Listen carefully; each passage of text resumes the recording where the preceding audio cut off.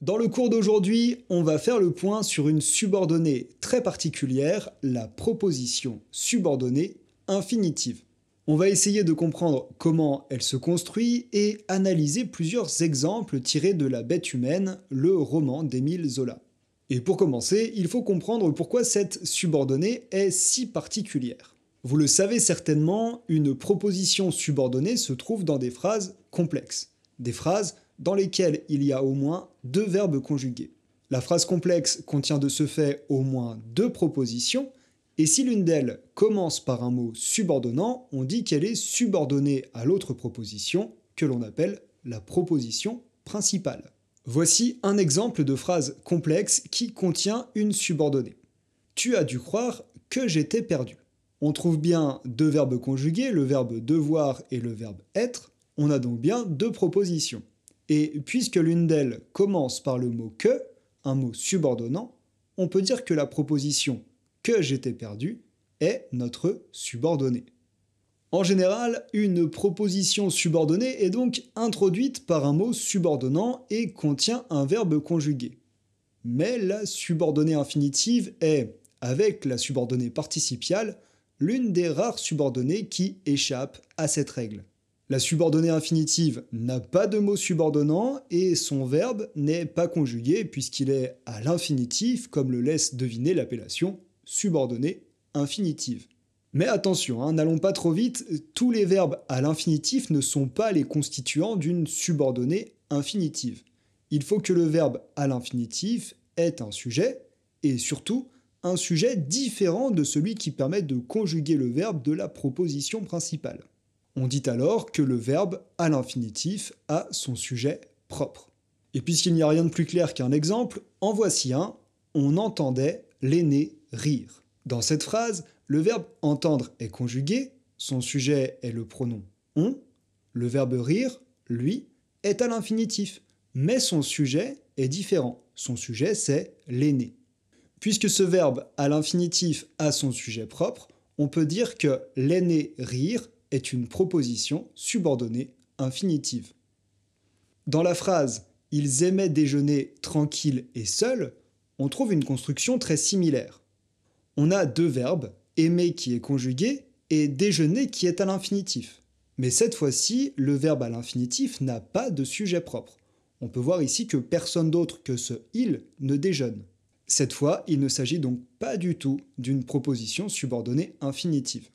Prenons un troisième exemple. Elle sentit un petit froid glacer ses joues. Sentir est conjugué et son sujet est le pronom elle. Glacer est pour sa part à l'infinitif et son sujet est le groupe nominal un petit froid. Le verbe à l'infinitif possède un sujet qui lui est propre. On peut déduire que la proposition un petit froid glacer ses joues est une proposition subordonnée infinitive. Voilà à quoi ressemble cette proposition. Proposition subordonnée infinitive, c'est la nature de la proposition. Il faut qu'on parle maintenant de sa fonction, c'est-à-dire de son rôle dans la phrase.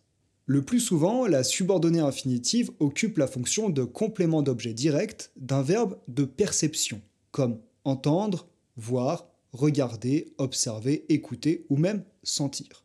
Les verbes de perception, ce sont les verbes en lien avec l'un des cinq sens, le plus souvent l'ouïe et la vue. Et je vous disais que la subordonnée infinitive est le plus souvent COD, complément d'objet direct, d'un verbe de perception. Pour rappel, un complément d'objet direct, c'est un complément qui suit directement le verbe d'action, et en général, on le retrouve en posant les questions qui ou quoi après le verbe. Dans la phrase « On vit le chef d'équipe serrer lui-même la vis de la barre d'attelage », on vit quoi ? Le chef d'équipe serrer lui-même la vis de la barre d'attelage. Vous voyez que cette proposition subordonnée infinitive occupe bel et bien la fonction de COD du verbe voir, un verbe de perception. Dans la phrase « Elle sentait le poêle écrasé », elle sentait quoi ? Le poêle écrasé. La subordonnée infinitive « le poêle écrasé » est le COD du verbe sentir, un autre verbe de perception. On pourrait s'arrêter là, mais pour être tout à fait complet, je me dois d'ajouter que si l'essentiel des subordonnées infinitives complètent des verbes de perception, ce n'est pas non plus absolument toujours le cas. Certains verbes, comme laisser ou envoyer peuvent être eux aussi complétés par des subordonnées infinitives. J'ai trouvé quelques exemples dans le roman d'Émile Zola, et il laissait passer les minutes. Vous voyez que le groupe nominal « les minutes » est le sujet du verbe « passer ».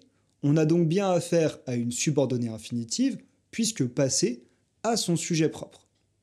Dernier exemple, Misard envoya Flore déclarer le décès à Doinville. On peut constater que si Misard est bien le sujet du verbe envoyer, Flore, elle, est le sujet du verbe déclarer. Flore déclarer le décès à Doinville est donc une proposition subordonnée infinitive. Voilà, j'espère que ce cours assez riche en exemples a pu vous éclairer sur cette notion complexe. Je vous souhaite bon courage pour vos révisions, ainsi qu'une bonne journée.